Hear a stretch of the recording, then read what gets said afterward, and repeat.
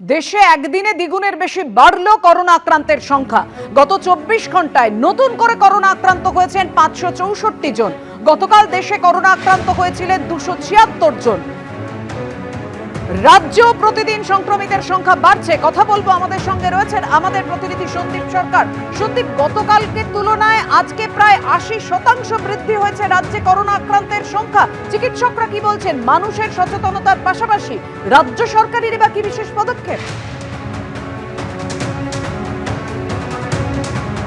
দেখো, আমরা যদি আজকের পরিসংখ্যানের দিকে তাকাই, একদিনে 106 জন মানুষ আমাদের রাজ্যে করোনা আক্রান্ত হয়েছেন।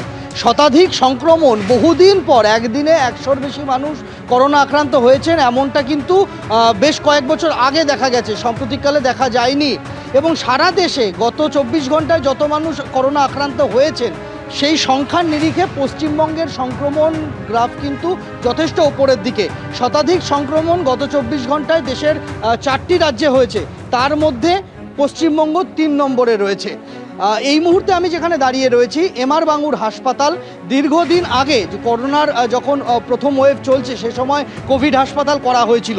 সেই এমআর বাঙুর হাসপাতালে আবারও কিন্তু এখানে কোভিড টেস্টের পরিকাঠামো আজ থেকে শুরু করা হয়েছে। নতুন করে করোনা ওয়ার্ড চালু করা হয়েছে এমআর বাঙুর হাসপাতালে।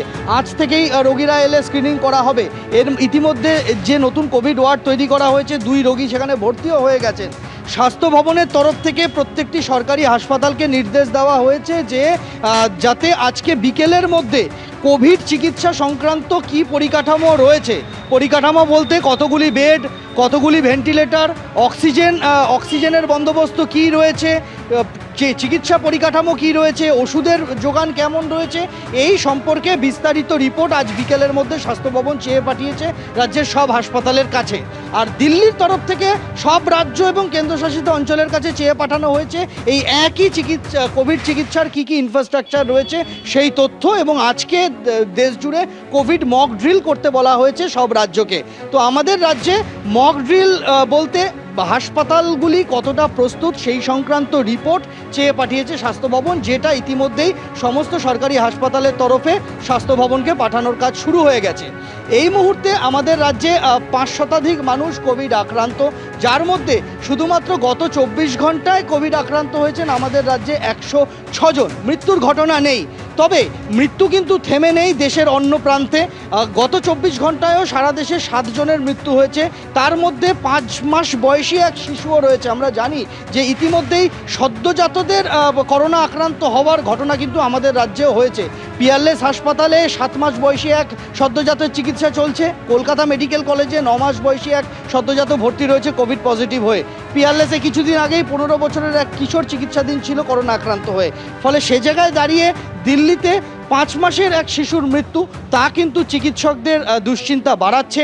ইতিমধ্যেই তাই সিদ্ধান্ত হয়েছে যারা যারা করোনা পজিটিভ হচ্ছেন তাদের প্রত্যেকের কোভিডের স্যাম্পেল সেটা জিনোম সিকোয়েন্সিংয়ের জন্য পাঠাতে হবে ICMR এর ল্যাবে, এবং সেখানে জিন বিশ্লেষণ করে দেখা হবে যে করোনা ভাইরাস এই মুহূর্তে দাপট দেখাচ্ছে তা কতটা প্রাণঘাতী, বা তার চরিত্রটাই বা কি, চরিত্রে কোনো বদল এসেছে কিনা। কুসুমিতা, ধন্যবাদ সন্দীপ।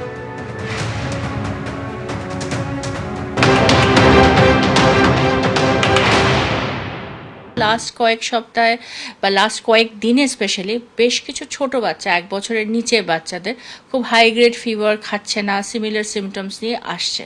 তো এই ধরনের ক্ষেত্রে আমরা যেটা ফার্স্ট ওয়েভের সাথে আমরা তফাৎ পাই, ফার্স্ট ওয়েভে একদমই আমরা বাচ্চা পাচ্ছিলাম না, বাচ্চাদের কোভিড হচ্ছিলই না, বড়দের হচ্ছিল। আমরা এখন আপওয়ার্ড ট্রেন্ডে রয়েছি। নাম্বার অফ কেসেস বাড়ছে, তার 2টো কারণ। এক তো সংক্রমণ বেশি হচ্ছে, যেহেতু কেস বাড়ছে সেহেতু একজনের থেকে আরেকজনের হওয়ার চান্সেস বেশি। সেকেন্ড আরেকটা বড় ব্যাপার হলো যে আমাদের স্টেটে টেস্টও বাড়ছে, প্রত্যেক দিন আমরা বেশি টেস্ট করছি। তো বেশি টেস্ট করলে আমরা আমাদের আগের এক্সপিরিয়েন্স থেকেও জানি বেশি কেসেস ডিটেক্টেড নিশ্চয়ই হবে।